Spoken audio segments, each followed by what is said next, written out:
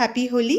Pretty লাইফস্কেপ@কাকুলিজ লাইফস্টাইলের extended family মেম্বার্সদের প্রত্যেককে এবং আমার সকল ভিউয়ার্সদেরকে হ্যাপি হোলি।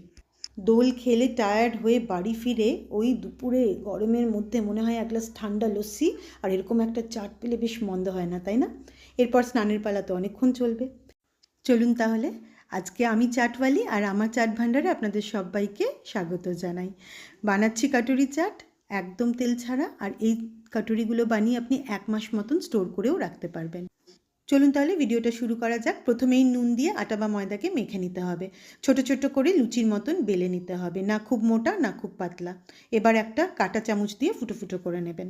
আর ছোট ছোট বাটি নিয়েছি, তার পেছনে একটু তেল লাগিয়ে নিয়েছি, আর এই বেলে রাখাগুলো ওর মধ্যে স্টিক করে দিয়েছি। আর এয়ার ফ্রায়ারে মিনিট 15-20-এর মধ্যে এগুলো বেক করে রেডি হয়ে যায়। চলুন, কাটরি তো রেডি হয়ে গেল। এবারে স্টাফ বানানোর পালা।